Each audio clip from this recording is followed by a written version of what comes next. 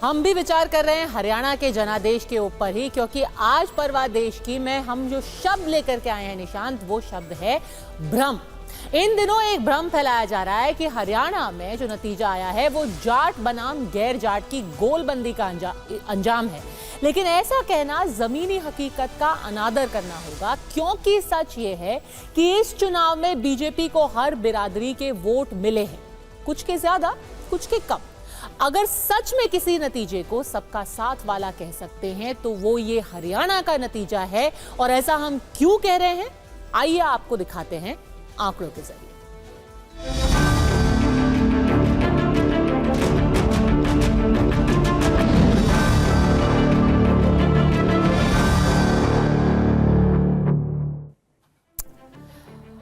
अच्छा, अगर आप सच में ये देखना चाहते हैं कि क्या बीजेपी को सभी समुदायों के वोट हरियाणा में मिले, तो सबसे पहले आपको हरियाणा के सामाजिक और राजनीतिक मानचित्र को समझना होगा। तो इस राज्य को मोटे तौर पर 7 हिस्सों में बांटा जाता है। इसमें पहला है देशवाली या फिर देशवाल, जो रोहतक, सोनीपत और झज्जर जिलों तक फैला हुआ है। इनमें पानीपत और हिसार का भी एक बड़ा हिस्सा शामिल है। इसे आप जाट बेल्ट भी कह सकते हैं। दूसरा क्षेत्र है बागड़ी, जिसे बागड़ भी कहते हैं। इसमें सिरसा, भिवानी, फतेहाबाद जिले और राजस्थान बॉर्डर से सटे हुए हिसार के कुछ हिस्से आते हैं। तीसरा इलाका है बांगड़। इसका केंद्र जींद जिले का नरवाना सब डिवीजन है और यह मूल रूप से जींद और कैथल जिले तक फैला हुआ है। चौथा बेल्ट नर्दक।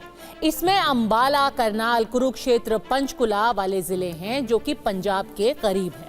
पांचवा क्षेत्र है ब्रज। ये इलाका यूपी बॉर्डर से सटा है। इसमें पलवल, फरीदाबाद जैसे जिले शामिल हैं। छठा इलाका है मेफ। इसमें नूह जिले की सभी विधानसभा सीटें और गुरुग्राम की सोहना और पलवल की हाथिन सीट शामिल है। और सातवीं बेल्ट है अहीरवाल। इसमें शामिल है गुरुग्राम, रेवाड़ी और महेंद्रगढ़ के जिले। हमने आपको ये राजनीतिक नक्शे के बारे में इसलिए समझाया क्योंकि इनमें से हर एक क्षेत्र का चरित्र बिल्कुल अलग है। हर क्षेत्र में किसी समुदाय विशेष का भी प्रभाव है। मतलब अगर कोई पार्टी किसी क्षेत्र में अच्छा प्रदर्शन करती है तो इसका मतलब क्या निकाला जाए? यही निकाला जाएगा कि फिर वो पार्टी उस क्षेत्र में प्रभुत्व रखने वाले समुदाय का वोट पाने में कामयाब रही है ना? तो इस लिहाज से अब जरूरी है कि आप सबसे पहले देशवाल बेल्ट को देखें। इस बेल्ट में 3 जिले हैं, रोहतक, सोनीपत और झज्जर। ये कांग्रेस के सबसे बड़े जाट चेहरे भूपेंद्र सिंह हुड्डा का गढ़ माना जाता है देशवाल, और यहां जाट मतदाताओं की भी बहुलता है। और इस सब के बावजूद इस क्षेत्र की 14 विधानसभा सीटों में से भाजपा ने इस बार अपनी सीटें 2 से बढ़ाकर 4 पर पहुंचा दी। कांग्रेस को 8 सीटें मिली और बाकी पार्टियों को 2 सीटें मिली। तो अगर जाट बेल्ट में बीजेपी अपनी सीटें बढ़ा लेती है, क्या फिर भी कोई कहेगा कि सारा जाट वोट सिर्फ कांग्रेस के पास था और बाकी गैर जाट वोट ही बीजेपी के पास आया? इस बेल्ट में सच में क्या जाट बनाम गैर जाट दिख रहा है आपको? अच्छा, दूसरा इलाका देखते हैं, वो है बागड़ी का। यहां भी जाट सबसे प्रभावशाली तबका है। हरियाणा के मशहूर 3 लाल, देवीलाल, बंसीलाल और भजनलाल, तीनों इसी बेल्ट से ताल्लुक रखते हैं। मौजूदा दौर में इन परिवारों के वारिस जैसे कि ओम प्रकाश चौटाला, दुष्यंत चौटाला, किरण चौधरी और कुलदीप बिश्नोई, जो कि खुद जाट नेता हैं, आईएनएलडी, जेजेपी और बीजेपी से राजनीति कर रहे हैं। यहां विधानसभा की 21 सीटें हैं। इनमें से बीजेपी ने पिछली बार की ही तरह 8 सीटें जीती, यानी कि 21 में से 8। बांगड़ इलाके की बात करें, यहां 9 सीटें हैं। इस इलाके से कांग्रेस से बीजेपी और फिर वापस कांग्रेस में लौटे जाट नेता चौधरी वीरेंद्र सिंह और कांग्रेस के बड़े नेता रणदीप सिंह सुरजेवाला आते हैं। बांगड़ इलाके में बीजेपी ने अपनी सीटों को 3 से 5 पर पहुंचा दिया। अब रुक करते हैं नर्दक का। इसे जीटी रोड बेल्ट कहा जाता है। यह इलाका दिल्ली से चंडीगढ़ तक हाईवे को छूता है। इस बेल्ट में पंचकुला, कुरुक्षेत्र, पानीपत, यमुनानगर ये सब जिले आते हैं। इन जिलों में विधानसभा की 23 सीटें हैं। ये बीजेपी का गढ़ माना जाता है। यहाँ पंजाबी खत्री वोटर ज्यादा है और बीजेपी ने 2019 में मिली 12 सीटों को इस बार 14 पर पहुंचा दिया। इसी रीजन में लाडवा भी आता है, जहां से मुख्यमंत्री नायाब सिंह सैनी विधायक चुने गए हैं। अगला इलाका है ब्रज का। इसमें विधानसभा की 9 सीटें हैं। गुर्जरों का बोलबाला है यहाँ पे। बीजेपी ने इस क्षेत्र में पिछली बार मिली 7 सीटों को इस बार भी कायम रखा है। मेव बेल्ट की बात, यहाँ 70% से ज्यादा मुसलमान आबादी है और यहाँ विधानसभा की 3 सीटें हैं। इनमें एक छत्र राज है सिर्फ और सिर्फ कांग्रेस पार्टी का। बीजेपी ने यहाँ खाता ही नहीं खोला। तो सीधे शब्दों में अगर कहें, अगर आप देशवाल, बागड़ी और बांगर के रीजन्स को देखें, इन सभी पर जाट वोटों का भारी प्रभाव है। फिर भी उनमें से हर एक इलाके में बीजेपी ने या तो अपनी सीटें बरकरार रखी हैं या फिर बढ़ाई हैं। क्या जाटों के वोट के बिना बीजेपी के लिए ऐसा करना मुमकिन है? अब बहुत से लोग आपको एक अलग एनालिसिस देंगे। वो कहेंगे कि जाट बहुल इलाकों में अगर भाजपा जीती भी है तो इसका कारण ये था कि उन्होंने काउंटर पोलराइजेशन का फायदा उठाने के लिए गैर जाट उम्मीदवारों को मैदान में उतारा।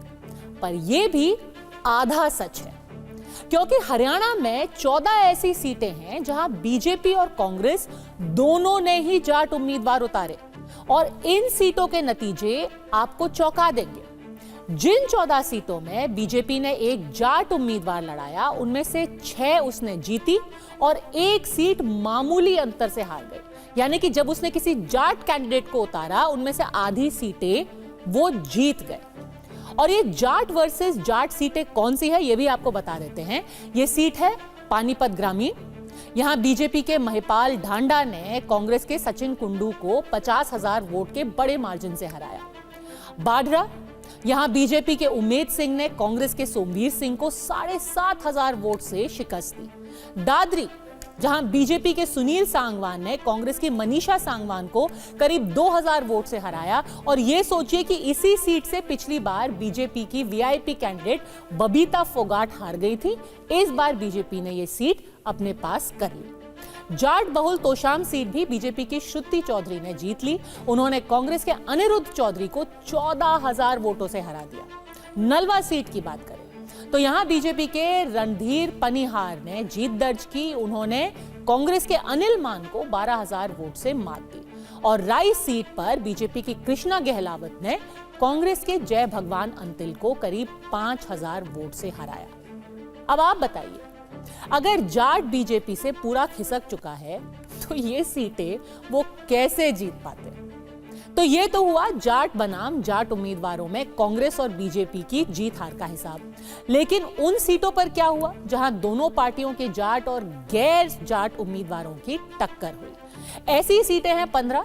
इन सीटों में सीपीआईएम के साथ गठबंधन में कांग्रेस को 7 सीटों पर जीत मिली, तो बीजेपी ने 6 सीटों पर जीत हासिल की। यानी कि यहां भी करीब आधी सीट जीत ली कांग्रेस और बीजेपी ने, जबकि 2 सीटें अन्य दलों के हिस्से में चली गई। पिछली बार हरियाणा में बीजेपी ने 40 सीटें जीती थी। इस बार यह आंकड़ा 48 पर पहुंच गया है। बीजेपी ने पिछली बार की 26 सीटें इस बार रिटेन की, यानी कि फिर से जीती हैं, जबकि 22 नई सीटें भी अपनी झोली में डाली हैं। इनमें से 7 सीटें तो बागड़ और देशवाल की हैं, जो जाट बहुल इलाके हैं। ऐसे में हरियाणा के नतीजों में जाति का अंगगणित देखने के बाद जाट बनाम गैर जाट वाली थ्योरी जमीन पर टिकती नहीं दिख रही। यही देख लीजिए ना कि जो नई सीटें बीजेपी ने अपने खाते में जोड़ी हैं, उनमें से 1/3 सीट तो सिर्फ जाटों की सीटें हैं। यानी कि साफ है कि बीजेपी ने जाट सीटों पर भी बेहतर प्रदर्शन किया है और इन सीटों पर पार्टी के जाट उम्मीदवारों ने भी जीत हासिल की है। तो फिर इस नतीजे को कैसे पढ़ा जाए?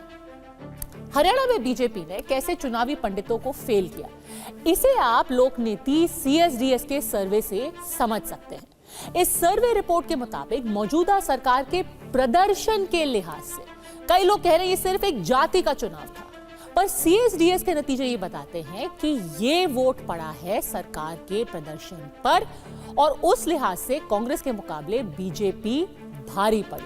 वो कैसे, जरा इस रिपोर्ट को भी देख लीजिए।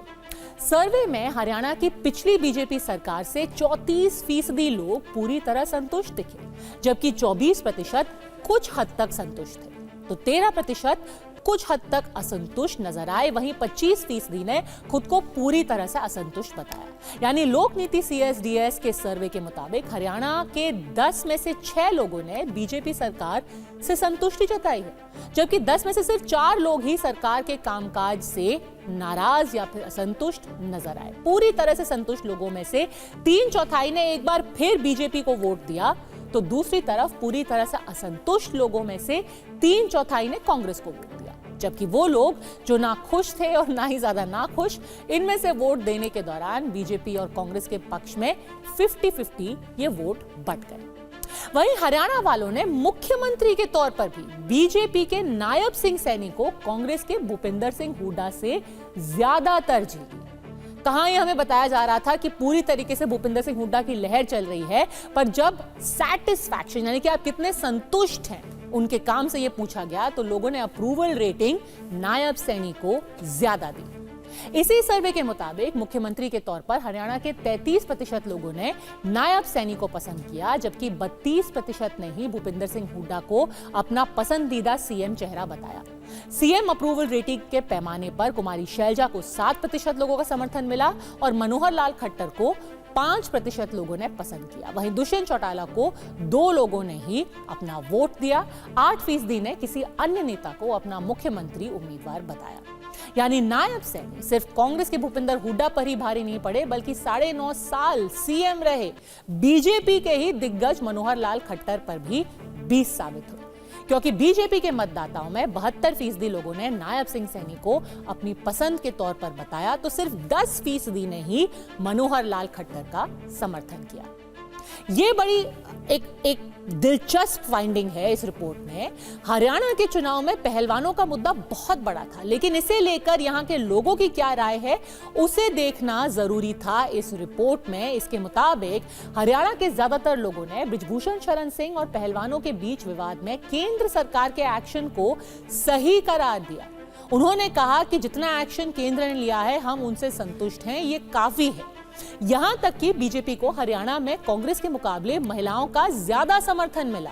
सर्वे के मुताबिक बीजेपी सरकार के दौरान महिला सुरक्षा में सुधार की बात 36% लोगों ने मानी, तो 28% ने पहले की तरह और 25% ने बदतर माना। महिला सुरक्षा को बेहतर मानने वालों में से आधे से ज्यादा ने बीजेपी को वोट दिया, तो बदतर मानने वालों में से आधे से कम ने कांग्रेस को वोट दिया।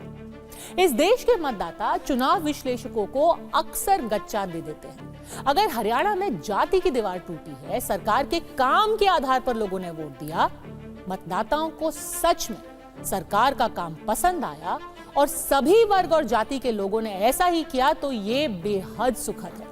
हमारे लोकतंत्र के लिए बहुत अच्छा संकेत है। अगर आज ऐसा हरियाणा में बीजेपी के लिए हुआ है, तो कल कर्नाटक में कांग्रेस के लिए भी हो सकता है। इसमें कोई शक नहीं है कि जनादेश सरकार और उसके मुखिया के काम पर होना चाहिए, ना ही जाति के नाम पर। अगर हरियाणा में सबका साथ वाला जनादेश मिला है, तो अब सूत्र हमें यह भी बता रहे हैं कि मंत्रिमंडल में भी इस मंत्र का ख्याल रखा जाएगा, जहां जाट, ओबीसी, दलित, पंजाबी, खत्री सभी समुदायों को बराबर प्रतिनिधित्व मिलेगा।